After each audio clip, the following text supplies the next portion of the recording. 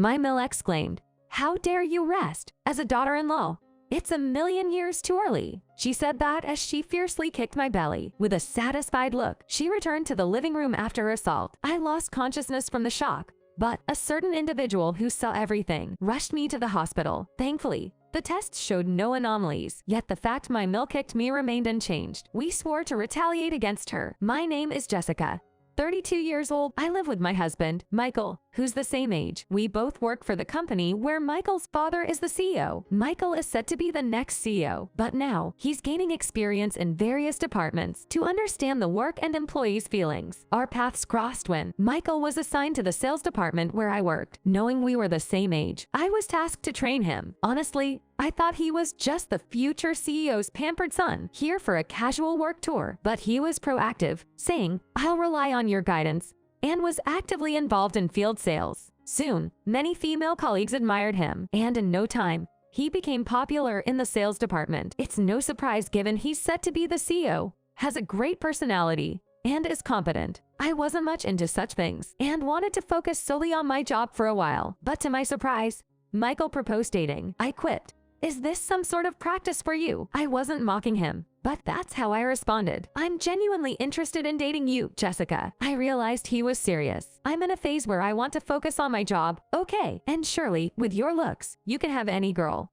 "Why me?" I truly wanted to prioritize my work, but he replied, "I'll strive to make you consider dating." He was relentless. Overwhelmed by his persistence, we started dating a month later. The condition was, I can prioritize work when it's busy. Michael agreed, and our relationship began. After dating for a year, we decided to get married. Everyone in my family was over the moon. They jokingly say, "She's not exactly marrying into wealth." Huh? I figured being welcomed with laughter is better than being opposed. But the real issue was with my husband's parents. He's next in line to be the CEO of his company. I was worried they might be completely against our union. With these concerns, I headed over to my in-laws' place. To my surprise, they were incredibly welcoming, especially my father-in-law, who seemed to have done his homework on me. He said, "I trust Jessica with Michael. After all, she's the one leading the sales team at her age." Mill added, "If Dad trusts you, I won't oppose. Please take care of Mitchell." And so, we happily tied the knot. Fast forward 2 years, and here we are. I continued to work post-marriage, and Michael is almost done experiencing every department in his company. Soon, he'll be training under his dad to take over as CEO. As both our careers were progressing, we discovered I was pregnant. I immediately discussed it with Michael. He was ecstatic, saying, "Yes, I'm gonna be a dad soon." After his initial excitement settled, we began discussing our future. I expressed my desire to continue working post-childbirth. Michael respected and supported my decision. However, we were contemplating how to break the news to the in-laws. The thing is, during our marriage proposal, while Mill accepted our union, she now harbors resentment towards me. It feels like she thinks I've stolen her son. What's scary is not just her harsh words, but her physical violence. If I'm alone preparing meals at their house, she'd sneak up and kick me. Surprisingly strong for a 60-year-old, the impact leaves bruises that stay for days. I've discussed this with Michael, but my Mill might blow up if she finds out I told my husband. My husband couldn't confront his mother about it. Given this situation, my husband made a suggestion to me. Let's tell Dad about the pregnancy, but we'll keep it a secret for Mom. And Jessica, try to avoid going to my parents' house as much as possible. I wouldn't want Mom to notice anything and cause trouble. To distract Mom, I'll visit home more frequently. She should be satisfied just seeing me." I thought my husband's idea was a good one. This became our strategy towards my Mill until our baby was born. The next day, we went to my father-in-law's and discussed the plan. He agreed to go along with it. A month after finding out I was pregnant, I was battling severe morning sickness. I was overly confident that I wouldn't experience it, but that wasn't the case. I was feeling so sick that I even had to take some days off from work. My husband, concerned about me, reduced the frequency of his visits to his parents' house than initially planned. This could lead to some complaints from my Mill. And just as I thought that, she called. "Jessica, you haven't been coming over recently. Is something up?" Caught off guard, I replied, "Work has been really busy. I'm sorry I couldn't visit." Then my Mill responded, "Oh, you being busy with work isn't something new, right? I just want to know why Mitchell isn't visiting." As I suspected, she was upset that my husband wasn't coming over. "Could you tell Mitchell for me? I've been feeling a bit under the weather lately, but I feel like seeing Mitchell would cheer me up." I sighed softly so she wouldn't hear. I was thinking, when will she ever let go? But still I replied, "Understood. I'll let Mitchell know." "You better. And Jessica, Don't bother coming over, lol. And with that, she abruptly hung up. I immediately told my husband about the call. Your mom doesn't seem to have noticed the pregnancy, but she's upset that you haven't been visiting. I'll be okay on my own. Can you visit her? It's hard for me to leave you like this when you're feeling so bad. That's what my husband said. But I thought it would be more of a hassle if my mill found out about the pregnancy. I persuaded my husband to visit her home periodically. A month passed. I managed to have him visit his mother's house on a regular basis. Thanks to that, we hardly received any calls from my mill. Whether it's due to the lack of stress from my mill, my morning sickness has almost disappeared, allowing me to go to work every day. But then one day, when my husband came back from his mother's house, he brought up something unexpected. You know, in about 2 weeks on the long weekend, the family's getting together for a dinner party at Mom's place. She's insisting we bring you along, Jessica. My husband's family holds these kind of dinner gatherings a few times a year. The location for these gatherings rotates among family members' houses. This time, it seemed it was decided to be held at my MIL's place. What makes it challenging is that the host has to prepare all the dishes for the dinner. The last time it was held at my MIL's place, nearly a year ago, I started preparations early in the morning and somehow managed. Back then, my mill was boasting, my son's wife, Jessica, is such a great cook. I can leave everything to her. And she didn't help with anything. I suspect this time will be no different. However, the situation is different from a year ago. Although I'm not showing much yet, I'm undoubtedly pregnant. And unfortunately, both my husband and my father-in-law have work on that day. Still, I thought I needed to go. I'll do my best so your mom won't get suspicious. No, let's just decline this time. I'll try to explain it to Dad. I'm okay now. The morning sickness is gone. And there's still a long way to go in this pregnancy. I've got to handle things like this. What if your mom notices? Are you sure you'll be okay? Yay, I'll be fine. Trust me. And so it was decided that I'd attend the family dinner gathering. On the day of the dinner gathering, I went to my MIL's house early in the morning and was steadily getting things ready. As expected, my mill didn't lift a finger and just waited in the living room for the family to arrive. Around noon, family members began to arrive one after another. The dinner started even though my husband and Phil hadn't returned yet. Dishes I prepared were lined up. My mill seemed to take credit for the delicious dishes. I taught Jessica how to make this, you know. I've been asked to teach her that recipe over there too. She cheerfully boasted to everyone. Jessica is such a great cook.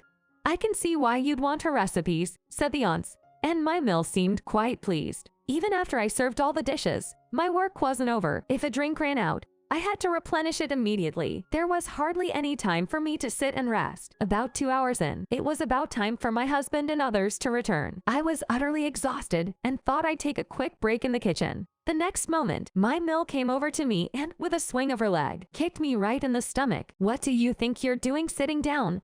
It's common sense for a daughter-in-law to stand, she exclaimed. I was knocked off the chair by my MIL's powerful kick, enduring the pain. My main concern was for my unborn child. I didn't think she'd help, but I still asked, please, can you call an ambulance? What do you mean ambulance? It was just a small kick. Don't overreact. As expected, my mill brushed me off, and leaving me in pain, she went back to the dinner party. What should I do? The pain feels more than just a kick. What if something happens to the baby? But I couldn't do anything and fainted right there. I regained consciousness in the hospital. For a moment, staring at the unfamiliar ceiling, I was dazed, wondering what had happened. The first to notice my opened eyes was my husband, Michael. Jessica, are you okay? I heard your mill kicked you in the stomach. His words brought me back to reality in an instant. Oh, the baby. I sat up swiftly. It's okay. The doctor said there's nothing to worry about. Really? Yes, really. Michael supported me as I weakly settled back onto the bed. Wait, how did I get here? It finally dawned on me. I called the ambulance, the voice said. It was Michael's grandmother, 87-year-old Kathy. We had informed your mill about your pregnancy. The one who told me this was my Phil, Bob. I thought it was essential to have someone at the dinner party who knew the situation. I figured your mill was the best person for it. Bob's intuition seemed to be right. Kathy had discreetly been keeping an eye on me and my mill. When I regained consciousness and it was clear the baby was fine, Kathy jokingly said, shall we get back at that foolish deal of mine? By the time we returned from the hospital, it seemed the rest of the family had already left. The kitchen was piled high with dishes to wash. In the living room, my mill was watching TV alone. The moment she saw me, she exclaimed, why the hell did you call an ambulance? Kathy, who was behind me, retorted, because that foolish deal of yours kicked Jessica in the stomach. That's why. Seeing Kathy, my MIL's demeanor changed instantly. Oh, Kathy, you're here. Everyone else left. I can drive you home. It was clear from her response that she wanted Kathy to leave quickly. The real showdown with my mill was yet to come. Don't you realize the gravity of what you did? Jessica has a baby in her belly. You weren't just trying to harm Jessica. You were trying to kill the baby too. My mill looked dumbfounded. What do you mean, a baby, Michael? What do you mean? What do you mean? Jessica's pregnant. Why wouldn't you tell me such an important thing? Interrupting my mill, I said, I'd be scared if you informed the mill and she became violent towards both me and the baby. But even without saying, the mill harmed me and the baby. I can never forgive her. Why are you speaking that way? It sounds like you're saying I'm always abusive to you, Jessica. Did I say something wrong? In fact, when the mill was violent towards me, I went to the hospital and had a medical report written. This is a part of the original document. You can't deny it. Saying this, she showed the mill several medical reports. The mill began to tremble violently. What the? Why would you prepare something like this? What do you want from me? The one who answered was Grandma Kathy. I've decided to take this medical report to the police. You'll probably be arrested for assault. Also, we have our company's attorney on this. We intend to sue you in civil court as well, so be prepared. Even at 87, Grandma Kathy was sharp. Actually, Kathy was the former CEO of the company that Phil, her son-in-law, is now running. After her husband passed away early, Kathy took over the business from being a homemaker and made the company grow significantly. Although she's strict about work, once she's off the clock, she's easygoing and kind, loved by all her family members. So, being on her bad side means being alienated by the family. The mill has now completely become Kathy's enemy. Knowing this, the mill is trying to cling to Kathy. Mom, please wait. Going to the police is an overreaction. I just pointed out some flaws in her behavior as a daughter-in-law.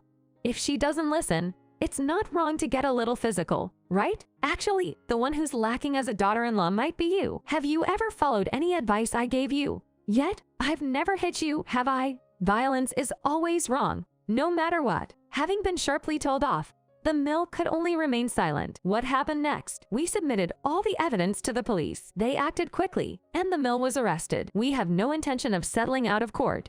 We want her to pay for her crimes, and we decided to seek damages. Regarding this, Grandma Kathy arranged for the attorney to claim the maximum amount possible from the mill. Lastly, Phil, who had said nothing during the confrontation with the mill, decided to divorce her. He couldn't continue living with the mill after she got on Kathy's bad side. Thus, the mill faced a difficult retirement, with a criminal record and debt. Meanwhile, a few months later, we welcomed our lovely baby. Grandma Kathy visited us in the hospital and held the baby. We expect some busy days ahead with work and childcare, but we're excited to start our new life as a family of 3.